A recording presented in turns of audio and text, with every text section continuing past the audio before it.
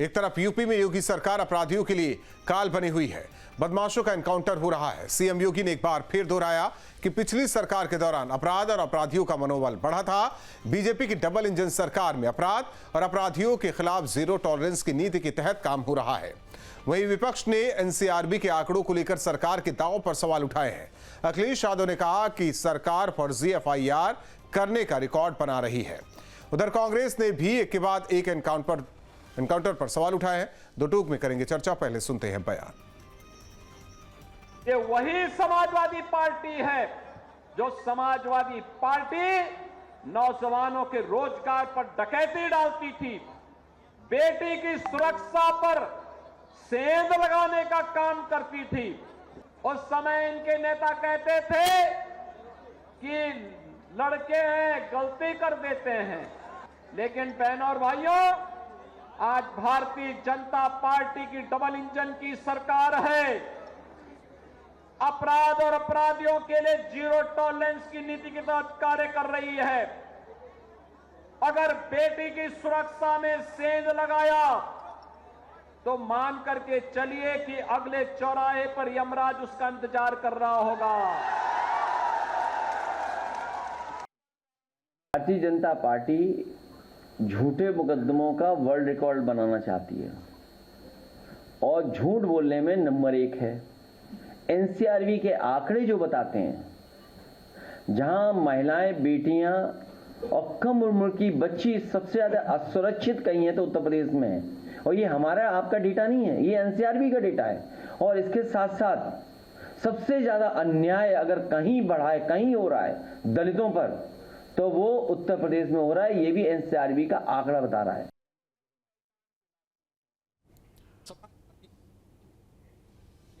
नेतृत्व में जो सरकार थी उसमें उत्तर प्रदेश को जंगल राज के नाम से जाना जाता था। आदरणीय योगी जी की सरकार का संकल्प था उत्तर प्रदेश में कानून व्यवस्था को पटरी पे लाना, सुशासन कायम करना, अपराध मुक्त व्यवस्था और भ्रष्टाचार मुक्त व्यवस्था देना। उत्तर प्रदेश ही नहीं अपितु पूरे देश में आदरणीय योगी जी के कानून व्यवस्था की, आदरणीय योगी जी के जो शासन व्यवस्था है उसकी सब भूर प्रशंसा करते हैं। एक नहीं सैकड़ों ऐसे उदाहरण हैं कि फर्जी इनकाउंटर कराया एसटीएफ और पुलिस को लगाकर। पूरी की पूरी योगी सरकार केवल और केवल फर्जी इनकाउंटर करा रही है और लोगों की हत्याएं करा रही है और चिन्हित करके चुन चुन के जो इनके विरोध में है, लगता है कि पॉलिटिकली एम इससे मेरा कल आने वाले समय में हमारा साथ नहीं देंगे, उन सब लोगों को योगी सरकार चिन्हित करा के मरवा रही है। ऐसे में बड़े सवाल, कानून व्यवस्था पर क्लेश, योगी वर्सेस अखिलेश। गुंडे बदमाशों पर एक्शन कड़ा, विपक्ष दिखाए एनसीआरबी का आंकड़ा। योगी सरकार का एक्शन, दंगाइयों की बढ़ी टेंशन। बरेली से संबल तक कार्रवाई, प्रदेश की सियासत गरमाई। जीरो टॉलरेंस की नीति बेमिसाल, अपराधियों के लिए बनी काल। इन्हीं सवालों के साथ मेहमानों से चर्चा। कृष्ण मोहन पांडे जी, प्रवक्ता बीजेपी, नितेंद्र सिंह यादव जी, प्रवक्ता समाजवादी पार्टी, सुधांशु वाजपेयी जी, प्रवक्ता कांग्रेस। आप तीनों मेहमानों का स्वागत है। नितेंद्र सिंह यादव जी, जरा समझा दीजिए। एक तरफ अखिलेश यादव कह रहे हैं कि झूठे एफआईआर कराने में अव्वल है, रिकॉर्ड बन रहा है। दूसरी ओर एनसीआरबी के आंकड़े भी बता रहे हैं, उसमें बता रहे हैं कि कहां कहां अपराध हो रहे हैं। सवाल यह है कि झूठे अपराध होंगे तो जो एनसीआरबी का आंकड़ा है या तो वो झूठा है, या तो जो एनसीआरबी का आंकड़ा है एफआईआर सच्चा है। तो आखिर बताना क्या चाहते हैं, कहना क्या चाह रहे हैं? राहुल जी, दो तरीके के मामले, एक तो एनसीआर के जो मामले आपराधिक मुकदमे, एक उसमें चर्चा हो रही, दूसरे राजनीतिक लोगों के ऊपर जो फर्जी मुकदमे दर्ज हो रहे हैं, जो अपने राजनीतिक प्रतिद्वंदियों के ऊपर मुकदमे दर्ज किए जा रहे हैं, उनकी बात हो रही है। दोनों तरीके की अलग अलग कहानियां हैं। राजनीतिक लोग जो भारतीय जनता पार्टी के सामने खड़े हैं मजबूती के साथ, उनको कैसे उनका दमन किया जाए, कैसे उनका उत्पीड़न किया जाए, कैसे उनको जेल के पीछे भेजा जाए, कुछ उस तरीके के मामले हैं। उसकी चर्चा माननीय राष्ट्रीय अध्यक्ष जी ने की है। दूसरा एनसीआरबी के आगे कह रहे हैं अपराध के मामलों में, जिसमें दलित उत्पीड़न के मामले हों, महिलाओं से जुड़े मामले हों, बाल अपराध के से जुड़े मामले हों, इसमें सबसे ज्यादा रिकॉर्ड तोड़ा है। उत्तर प्रदेश इसमें सबसे ज्यादा है। हत्या के मामले में उत्तर प्रदेश नंबर 1 पर पहुंच गया है। उत्तर प्रदेश में सबसे आगे 3206 केस हत्या के सिर्फ दर्ज हैं। ये पिछले तुलना में 60% ज्यादा है। तो इस तरीके से नितेंद्र सिंह यादव जी, एनसीआरबी के आंकड़े में सब हो जाता है, लूट, डकैती, बलात्कार, हत्या, चोरी, छिनैती, उसमें सब कुछ आ जाता है। सवाल इससे है कि आप एक तरफ कुछ केसेस को राजनीतिक केस बता रहे हैं तो दूसरी ओर आम जनमानस से जुड़ा केस बता रहे हैं। एनसीआरबी का डेटा तो उसमें सब समाहित है ना। काफी डेटा सब समाहित है, लेकिन जो आपने प्रश्न उठाया कि माननीय राष्ट्रीय अध्यक्ष जी हमारे क्या कहना चाह रहे हैं, मेरा उस पर जवाब था कि दो तरीके के मामलों का उन्होंने जिक्र किया। एक तो वो जो राजनीतिक लोगों पर, अब आप माननीय आजम खान साहब के ऊपर 114 मुकदमे दर्ज हैं, उनके पूरे परिवार के उनको मिलाकर के 300 से ज्यादा मुकदमे दर्ज हो गए, उनकी पत्नी, उनके भाई, उनकी बहन, ये कौन क्या डकैत है, कोई अपराधी है, क्या है ये लोग, पता नहीं, वो तो ये अदालत तय मुकदमों की करेगा। एक तरफ चर्चा हो रही है, दूसरी तरफ तो जमीनी हकीकत है जहां सरकार चारों तरफ से हर मोर्चे पर विफल हो चुकी है। ना तो लोगों को रोजगार देने में सफल है, इधर किसानों को खाद नहीं दे पा रहे हैं, लगातार किसानों पर लाठीचार्ज हो रहा है, न छात्रों को आप सही मायने में एजुकेशन दे पा रहे हैं। आपने लखनऊ के अंदर देखा किस तरीके से छात्रों पर, उसमें भारतीय जनता पार्टी के एबीवीपी के भी छात्र शामिल थे। वो ये अलग विषय है। मैं एक छोटा सा सवाल है, फिर बाकी बेईमानों का रुख करते हैं। मान्यता नहीं है। एक नितेंद्र सिंह जी, एनकाउंटर रोज हर जिले से तकरीबन यही तस्वीर सामने आ रही है। अपराधी के एनकाउंटर, कहीं 1 लाख का इनामी, कहीं 50,000 का, कहीं 2 लाख का इनामी, कहीं एनकाउंटर के बाद गिरफ्तारी हो रही है, तो कहीं पुलिस थाने में ही अपराधी शपथ लेते नजर आ रहे हैं, तो कहीं वो पोस्टर और बैनर लेकर पहुंच रहे हैं, अपराध न करने की कसम खा रहे हैं। कुछ ऐसा होता है कि सोशल मीडिया पर किसी के साथ अपराध होता है, सोशल मीडिया पर वो तस्वीर सामने आती है, तो फिर पता चलता है कि जिसने भी कुछ गलत किया है वो पुलिस गिरफ्त में है। तो ये तस्वीरें क्या कहती हैं, ये भी जरा समझाते चलिए कि ये है क्या। ये राहुल जी, पॉलिटिकल इवेंट्स बनाना कोई भारतीय जनता, देश का कौन सा बड़ा खूंखार अपराधी गले में तख्ती डाल करके आ गया कि मैं अपराधी, मुझे जेल में बंद कर। आपको पता है कि ये वही उत्तर प्रदेश है जहां योगी जी के राज में जेल के अंदर लोगों की हत्याएं हो गई हैं। शुरू से याद करिए, मुन्ना बजरंगी जितने आज की जेल के अंदर, जबकि अपराधी जो है कस्टोडियन ऑफ स्टेट होता है, जेल से निकलते हुए हथकड़ी लगे हुए लोगों को अपराधी आते हैं, गोली मार करके चले जाते हैं पुलिस की सुरक्षा के बीच में। इससे ज्यादा और जंगलराज हो सकता है क्या? सड़क में चलती महिला की चेन लूटी जा रही है, पर्स छीन लिया जाता है। कितने सीसीटीवी में लखनऊ के अंदर की, राजधानी के अंदर ये हो रहा है। और कोई व्यक्ति होटल में सो रहा है, पुलिस जाती है, उसको पीट के मार देती है। कोई सड़क में आ रहा भी व्यक्ति वाली, गोली मार करके हत्या कर दी जाती है। रणजीत सिंह थाने में पुलिस ले जाती है, रनिया चौकी। मैं तो कहता हूं, मैं तो आपसे आपके हाँ में हाँ मिलाता हूं। ये दो तरीके के मामले हैं। नहीं, हाँ, आप तो ये समझिए, आपके हाँ में हाँ भी मिलाता हूं, लेकिन गले में चक्की लगा उस अपराध के बाद क्या कार्रवाई होती है, ये भी जरा पता चले दर्शकों को, आम जनमानस को, कि कोई भी अपराध, चाहे वो पुलिस की वर्दी में किया हो, चाहे वो कोई नेता हो, चाहे वो आम हो, उसके बाद क्या होता है, ये भी जरा दर्शकों को बताया जाए तो बेहतर है। ये लगेगा ना क्लियर है, कोई राजनीतिक बातें नहीं। आप अपनी रिपोर्ट में बता दीजिए, भारतीय जनता रणजीत सिंह की हत्या की चौकी के अंदर क्या हुआ था, जरा बता दीजिए। अब हमसे पूछ रहे हैं, आप बता दीजिए ना, क्या अरे हुआ कि नहीं हुआ। मैं बता रहा हूं कि ये वही क्षेत्र जहां मंत्री को धरने में बैठना पड़ता थाने के खिलाफ, थानेदार के खिलाफ। उत्तर प्रदेश में ये हालात हो गए हैं। कुछ हुआ कि नहीं हुआ, ये बताते चलिए ना। चाहे वो लखनऊ के विधायक, हमें इधर उधर की बातें नहीं करनी है। उसके बाद क्या हुआ वो बताते चलिए। ठीक है, सुधांशु वाजपेयी जी, आपके अध्यक्ष कह रहे हैं कि पुलिस वाले हत्या कर रहे हैं, एनकाउंटर नहीं कर रहे हैं। एनकाउंटर के बाद क्या होता है पता है सुधांशु वाजपेयी जी? जब कहीं अपराध मुठभेड़ हो, बदमाश और पुलिस में कोई अपराधी मारा जाता है, उसके बाद क्या होता है, उसके बाद क्या प्रोसेस है, पता है आगे का? जरा वो दर्शकों को बता दीजिए कि क्या होता है। अगर फर्जी है तो कोर्ट तो बता देगा भाई ये फर्जी है और इसमें ये पुलिस वाले दोषी पाए जाएंगे, उनके खिलाफ कार्रवाई होगी, सस्पेंड होंगे। तो उस प्रोसेस क्या है उसके आगे का? बस एक बात आपसे, मैं आपसे बस एक बात पूछना चाहता हूं। आप बस ये बताइए कि उत्तर प्रदेश में पिछले 9 सालों से इनकाउंटर हो रहे हैं, बहुत बढ़िया बात है, लेकिन उन इनकाउंटर से हो क्या रहा है? क्या अपराधी खौफ खा रहे हैं? क्या उत्तर प्रदेश में अपराध कम हो गया है? क्या किसी को अपराध करने से डर लग रहा है? अभी मेरठ की 3 दिन की 3 बड़ी घटनाएं। रायबरेली में एक वाल्मीकि समुदाय के नौजवान को पीट के मार दिया गया।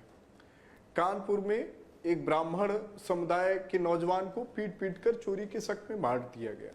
मेरठ में एक महिला को दिन दहाड़े सोहदे खींच कर ले जा रहे हैं और उनको कोई खौफ नहीं। आप बताइए ना, इनकाउंटर से क्या हुआ? क्या अपराधियों के अंदर खौफ आया? एक चीज आपसे ये भी पूछते हुए चलते हैं कि रायबरेली में आपने पीड़ित की जाति बता दी। नहीं, आप बस बताइए कि मैं क्लियर करता चलूं ना सर। मैंने आपको बताई, इससे आप क्या देख रहे हैं? क्योंकि आप क्या समझ रहे हैं? नहीं, मुझे क्या, पत्रकारिता का काम है सवाल करना, जवाब देना काम नहीं है। बीजेपी के प्रवक्ता इसलिए बैठे हैं, मैं आप जवाब दे नहीं हूं आपके लिए। नहीं, इन घटनाओं से आप क्या मानते हैं? आप मेरे सवालों पर आपको जवाब तो देना होगा। मेरा इतना कहना है सुधांशु जी, मेरा ये कहना है कि 2 पीड़ित में आपने जाति बता दी। अरे मेरी बात बस इतनी बता दीजिए कि आप इससे क्या साबित करते हैं? मैं एक बात, मेरे पूरे सवाल को सुनते जाइए ना आप।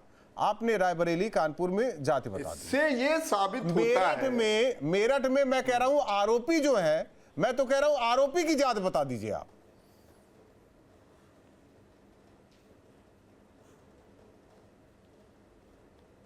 नहीं बताएंगे? हम क्या कह रहे हैं? आरोपी किसी भी अपराधी है। आरोपी किसी भी जाति का हो, लेकिन वो सब जाति बताने की जरूरत और एक विशिष्ट जाति के अपराधी तो बहुत ज्यादा ही बेखौफ हो गए। आपने कहा, जैसे आपने जैसे अभी कहा कि अपराधी तख्ती लेके आ जा रहे हैं। मैं मानूंगा कि अपराधियों में खौफ हो गया है। जिस दिन राजा भैया, ब्रजेश सिंह, धनंजय सिंह, अभय सिंह तख्ती लेके दौड़े, कहें कि भाई हम आज से अपराध नहीं करेंगे, हम सरेंडर कर रहे हैं। आप ये जिस दिन मुझे दिख जाएगा उत्तर प्रदेश में, मैं मान लूंगा कि भाई उत्तर प्रदेश में अपराध खत्म हो गया है। 3 दिन की 3 बड़ी घटनाएं ये बताती हैं कि इनकाउंटर का उत्तर प्रदेश में कोई असर नहीं। अपराधी बेलगाम और बेखौफ हो गए हैं। उत्तर प्रदेश में सरकार का इकबाल खत्म हो चुका है और ऐसी सरकार को रहने का कोई हक ही नहीं है। योगी जी को यह समझना होगा कि इवेंट बाजी पॉलिटिक्स नहीं होती है। सिर्फ इवेंट से राजनीति नहीं चलती है, कानून व्यवस्था नहीं चलती है। मीडिया में बड़े बड़े दावों से कानून व्यवस्था नहीं चलती है। सही बात। कानून व्यवस्था के लिए जरूरी है आपराधिक प्रवृत्ति के खिलाफ आप सुधांशु जी, आप ही के मिशन चलाना होगा। आप ही के हो क्या रहा है? सरकार इनकाउंटर कर रही है तो जनता को लगता है यार ये तो बीजेपी वाले जवाब मामूली चीज है। मेरा एक छोटा सा सवाल है सुधांशु जी, यानी हत्या का सामान्यीकरण है। हाँ ठीक, ये कानून का राज नहीं है। ठीक, ये कानून की हत्या है। किसी सरकारों में नहीं, वो तो समाजवादी पार्टी की सरकार में भी, चाहे बुलडोजर पॉलिटिक्स हो, इससे जनता को छोटा सा सवाल था सुधांशु जी, अगर जवाब देना चाहते तो ठीक है, नहीं जवाब देना चाहते तो भी ठीक है। तो आइए हम भी हत्या कर दें। दिन दोपहरिया किसी औरत की अस्मत लूट लीजिए, किसी दलित को पीट पीट कर मार दीजिए, फिर आ गया ना जाति। वही मैंने बात कही कि मेरठ में मैं तो आरोपी की जाति पूछ रहा था, लेकिन आप पीड़ित की जाति रायबरेली कानपुर बता देते हैं। सुधांशु वाजपेयी जी, एक छोटा सा सवाल था आपसे, आप ही के है ना प्रदेश अध्यक्ष। नहीं, ये तो आप बताएंगे ना। मैंने आप घटना मीडिया में पढ़ी, वही है। दो घटना तो आपने मीडिया में पढ़ ली, मेरठ में तीसरी क्या जाती है मुझे नहीं मालूम। 2 घटना मीडिया में पढ़ लिया आपने और 2 घटना मीडिया वालों ने बता दिया कि फला की जाति है, फला की ये जाति है, लेकिन मेरठ की घटना में जाति का नहीं पता है आपको, किसी भी जाति का धर्म का नहीं पता हो। कैसे हो गया? सुधांशु वाजपेयी जी, इसलिए कह रहा हूं ना, इसीलिए मैं कह रहा हूं, छोटा सा सवाल है मेरा एक छोटा सा सवाल। आप बस मुझे ये बताइए। मैं देखिए, मैं बार कह रहा हूं ना, पत्रकारिता जो है, पत्रकारिता जो है ना, वो सोहदे के अंदर इतनी हिम्मत कहां से आई? या रायबरेली के अंदर, वही तो कह रहा हूं, सरकार से कुछ ही किलोमीटर दूरी पर अपराधी इतने बेखौफ है कि यानी पुलिस छोड़ती है। आप सोचिए, पुलिस वहां गई, पुलिस ने उसको छुड़ाया। अच्छा, एक छोटा सा सवाल है मेरा, होता है सुधांशु जी, फिर कुछ लोग मिलकर सुधांशु जी फंस गए हैं कृष्णमोहन पांडे जी, एक मिनट इस बात को स्वीकार, हाँ मैं स्वीकार कर रहा हूं। सुधांशु वाजपेयी जी, आप ही के प्रदेश अध्यक्ष है ना, उनके भाई के साथ क्या हुआ था, किसने क्या किया था, बता सकते हैं क्या दर्शकों को? अरे हम तो कह रहे हैं भाई, मैं पूछ रहा हूं, अब आप जवाब कह रहे हैं कि आप जवाब दे सकते हैं क्या? आप उस अपराधी का नाम बता सकते हैं क्या? मैं बता रहा हूं, अपराधी का नाम बता सकते हैं क्या? आप अभी की बात करिए ना। अच्छा, अभी की जिस बात करें। सरकार की आप बात कर रहे थे। मैं सरकार की बात नहीं कर रहा हूं, मैं तो अपराध को अपराध के नजरिए से देख रहा हूं, चाहे वो मेरठ में, चाहे रायबरेली में, चाहे कानपुर में, चाहे बनारस में, गोरखपुर में, कहीं भी। कृष्ण मोहन पांडे जी, स्थिति बहुत ही खराब है उत्तर प्रदेश की। ये बोल रहे हैं सुधांशु जी, हो गया। मुझे जवाब, मुझे पता है जवाब नहीं मिलेगा। मुझे पता है। हाँ, जब आपको आपकी यूपीए सरकार को सपोर्ट लेकर सरकार चलानी थी, तब अपराधी नजर नहीं आ रहे थे कोई। आज अपराधी सब नजर आ रहे हैं। गजब बातें कर रहे हैं भाई। योगी सरकार की बात कृष्णमोहन पांडे जी, सरकार नहीं, तब वो अपराधी नहीं थे ना। आप तो तब तो वो जननायक थे, राजनेता थे। बोलिए ना भाई, यही कह रहे हैं ना। सपा से समाजवादी पार्टी से बाहर से सपोर्ट लेकर सरकार चला, यही तो कहते हैं। दोहरा रवैया नेताओं का कैसा होता है, इससे मैं समझ सकता हूँ। कृष्णमोहन पांडे जी, स्थिति बहुत खराब है, और खासकर कांग्रेस वालों को, समाजवादी पार्टी के नेताओं को बहुत डर लग रहा है उनके साथ कुछ भी। एक मिनट सुधांशु जी, अरे भाई इनको पहले चुप कराइए, इनका ऑडियो डाउन कराइए। कहां से पकड़ लिए इनको? सुधांशु जी, अब पकड़ कहां से? जो पार्टी प्रवक्ता देगी उसी से बातचीत करेंगे ना सर, हम पकड़ के थोड़ी लाते हैं किसी को। कृष्णमोहन पांडे जी, सवाल आपसे यह है कि स्थिति बहुत खराब है उत्तर प्रदेश की, डर लग रहा है समाजवादी पार्टी को, कांग्रेस को, इनके नेताओं को, और दूसरा डर पुलिस वालों से भी है, जिन्हें आप देते हैं कि जाइए फला नेता की सुरक्षा भी कीजिए, उनसे भी डर है। अब करे तो क्या करे विपक्ष? है तो सरकार भरोसे वो भी ना। देखिए, ये अब हमारे बात शुरू हुई एनसीआरबी के डाटा से, कि एनसीआरबी का डाटा इतना बढ़ गया है तो अपराध बहुत ज्यादा बढ़ गया है। आप भी जानते हैं कि एनसीआरबी का डाटा तभी बढ़ता है बात शुरू हुई, से छोटे। मैं क्लियर करता चलूं कृष्णमोहन पांडे जी, बात शुरू हुई कि सरकार झूठा एफआईआर लिखवाने में रिकॉर्ड बना रही है, दूसरी ओर एनसीआरबी के आंकड़े के मुताबिक क्राइम बहुत बढ़ गया है। ये समझ में नहीं आया। तो ये दोनों कोशिश की तो बोले राजनीतिक, ये दोनों बातें अपने में स्वयं में विरोधाभास है। या तो हम एफआईआर गलत लिखवा रहे हैं और या तो अपराध बढ़ रहे हैं। तो ये पहले तो तय कर ले कि अपराध बढ़ा है या एफआईआर गलत लिखी गई है। परंतु ये लोग पढ़ लिख के तो कुछ आते नहीं है, इनको बस बोलना है और दूसरे को बोलने नहीं देना है।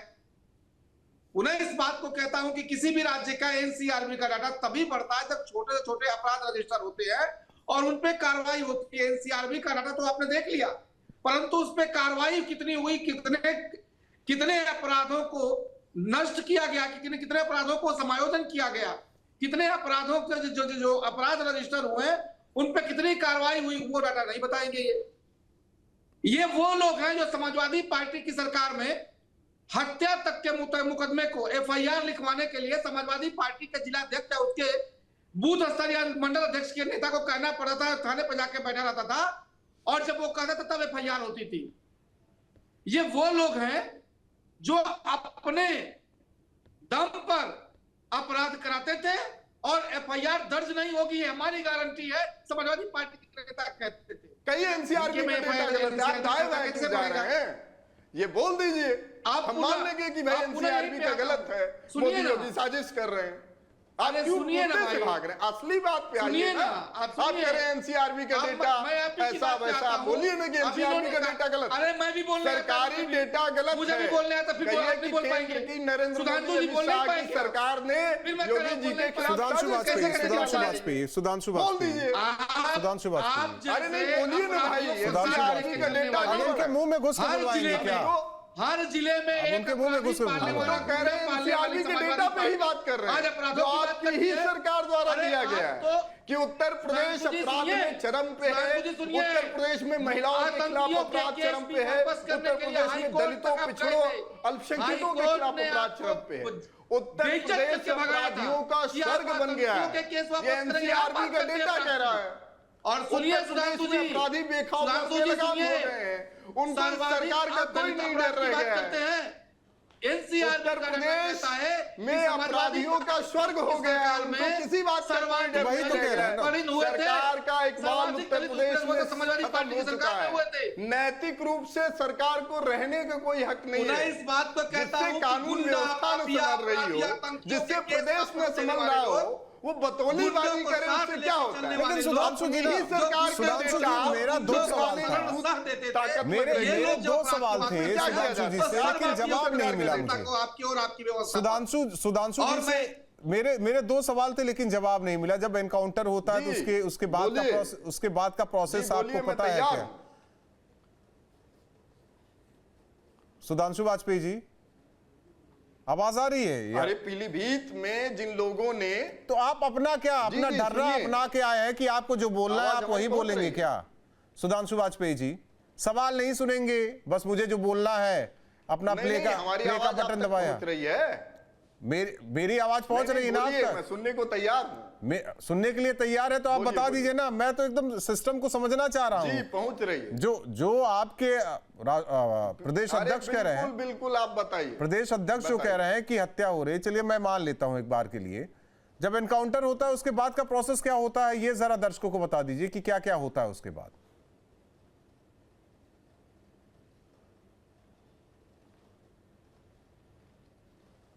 इनकाउंटर के बाद क्या हुआ, आपको पीलीभीत में फिर ज्यादा दूर जाने की जरूरत नहीं है। आपको पता नहीं है, पुरस्कार और सरकार की शाबाशी पाने के लिए पीलीभीत में उन लोगों ने फर्जी इनकाउंटर किया और पूरा का पूरा थाना आज जेल में है। तो मैं उन पुलिस वालों से भी कहना चाहता हूं कि हो सकता है आपको आज सरकार की शाबाशी मिल जाए, कुछ पुरस्कार मिल जाए, यही मैं बताना चाह रहा हूं। लेकिन जो फर्जी इनकाउंटर अगर आप कर रहे हैं वो कोर्ट में जब गलत प्रूव होंगे, जब सरकार बदलेगी तो आपकी नौकरी जाएगी और जेल भी जाएंगे। नौकरी पे आज नहीं पुलिस वाले, लेकिन आप नहीं बताएंगे ना कि एनकाउंटर के बाद FIR दर्ज होती है, बाकायदा उसकी जांच होती है। ये आप नहीं बताएंगे दर्शकों को बस अपना रटा रटाया बात करेंगे। के केस का मैं जिक्र कर रहा हूं जिसमें 15 लोग थाने के 15 लोग जेल में, लेकिन ये नहीं किसी को पता। नहीं रटी हुई बात का हम तो बता रहे हैं। दर्ज होती है, उसके बाद उसकी जांच होती है। का केस आपको याद है ना, 15 लोग तो सजा होती है, ये नहीं बताएंगे। लेकिन आपके प्रदेश अध्यक्ष कहेंगे फर्जी एनकाउंटर हो रहा है। अरे कहने से अरे वही मैं भी कह रहा हूं, वही बात मैं कह रहा हूं, कहेंगे आप कि कोर्ट में जांच होगी। तो पुलिस वाले भाइयों को मैं कहना चाहता हूं ऐसे कोई अपनी वर्दी पर सरकार की मुगालते में ना फंसे। वही तो मैं कह रहा हूं। हो सकता है पुरस्कार मिल जाए, लेकिन जिंदगी बड़ी चीज है। वही तो मैं भी कह रहा हूं सुधांशु वाजपेयी जी, जिन पुलिस वालों की सुरक्षा में आप लोग रहते हैं ना, उन पर विश्वास करना शुरू कीजिए। जिन पुलिस वालों से आप कहते हैं हमारी सुरक्षा कीजिए, हमारे मोहल्ले को सुरक्षित कीजिए, उन पर विश्वास करना, उन पर सवाल उठाना छोड़ दीजिए। कृष्ण मोहन पांडे जी गजब के लोग हैं, जिस थाली में खाते हैं उसी में छेद करते हैं। लेकिन पुलिस खाकी पर सवाल उठाते हैं, ये समझ से परे है। जब सरकार अपने जात ये समझ से परे है। कृष्ण मोहन पांडे जी पुलिस पर सवाल, फर्जी एनकाउंटर, जब उन्हीं से सुरक्षा लेते हैं, उन्हीं से कहते हैं सुरक्षित करो मुझे, फिर उन्हीं पर सवाल लगे तो पुलिस पर संदेह होना लगे। और इसके लिए सिर्फ कहीं भोलने का मौका मिलता है कांग्रेस के नेता रही है राजनीति पुलिस विभाग को। आखिर क्यों एक ही जाति के थाने से लेकर कौन से, आप बता दीजिए किसी। मैं कहता हूं, मैं अपने दोनों मेहमानों को शांत कराऊंगा। सुधांशु वाजपेयी जी, आप जहां बैठे हैं संबंधित थाने की लिस्ट बताइए, कौन एसएचओ है, कितने दारोगा हैं, चौकियों के बता दीजिए, उनके अंतर्गत आने वाले चौकियों में कौन कौन चौकी इंचार्ज है, आप बताइए। अरे आप जहां बैठे बताइए ना, आप जहां बैठे बता दीजिए। आप जिस जगह बैठे हुए वहां बता दीजिए। नहीं बता पाएंगे, बस कौवा कान लेके उड़ गया, कौवे के पीछे दौड़ते रहिए। अभी लिस्ट निकालिए। वही तो मैं कह रहा हूं ना, बताइए ना, जब आप सवाल आपका है तो आप जवाब दीजिए। कृष्ण मोहन पांडे जी बोलिए। जी के इर्द गिर्द जितने कृष्ण मोहन पांडे जी बताइए, आप बोलेंगे भैया। अरे जवाब, अरे मैं तो कह रहा हूं गूगल कर लीजिए साहब। आपके लिए गूगल ही आपका ज्ञान होगा, क्या कर सकते हैं। हमारे साथी कह रहे थे कि नेताओं पर अपराध हो रहे हैं, नेताओं पर कार्रवाइयां हो रही है, अपराध गुंडों पर अपराध कार्रवाई हो रही है। मैं एक उदाहरण देता हूं, गुलशन यादव इनके नेता है कुंडा से, जिन पर लगभग 100 से ऊपर मुकदमे दर्ज हैं। भारतीय जनता पार्टी की सरकार में नहीं, सपा और बसपा की सरकार में मुकदमे दर्ज है 123 मुकदमे।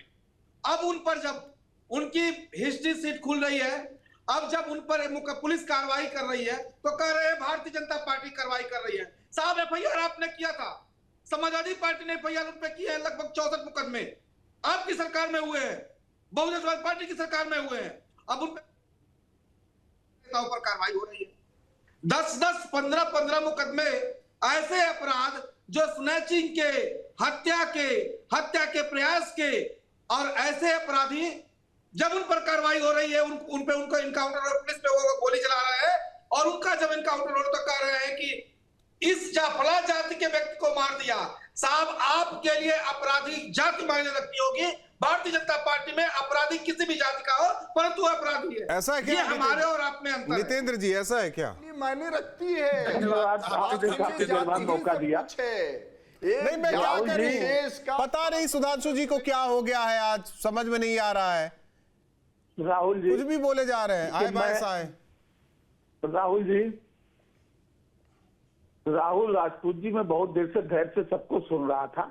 अब मुझे लगता है कि मैं जवाब दूं तो लोगों को धैर्य से सुन लेना चाहिए, ऐसा मुझे भारतीय जनता पार्टी के प्रवक्ता से उम्मीद है कि मैं किसी के बीच में बहुत संक्षेप में कहिए, क्योंकि टाइम नहीं है। 1 मिनट में अपनी बात कहिए पूरी।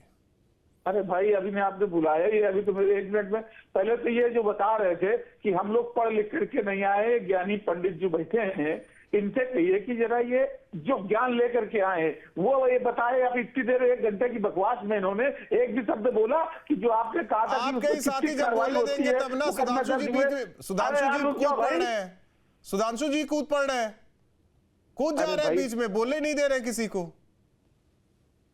मैं सिर्फ ये पूछ रहा हूं कि अभी आपने प्रस्तुत किया कि एनसीआरबी के इतने डाटा है, मुकदमे लिखे गए, उनमें कितने में कार्रवाई हुई, ये कार्रवाई का डेटा लेकर के आए क्या? इन्होंने बताया कि कितने मुकदमों में कार्रवाई हुई, कितने मुकदमे पेंडिंग हुए, ये तो जरा ये पढ़ करके आए होंगे, इनका ज्ञानवर्धन तो हो ही गया होगा। दूसरी बात ये बता रहे, समाजवादी पार्टी की सरकार में बैठ करके मुकदमे लिखाए जाते थे और बैठ करके तय होता था कि कौन मुकदमा नहीं लिखा जाएगा।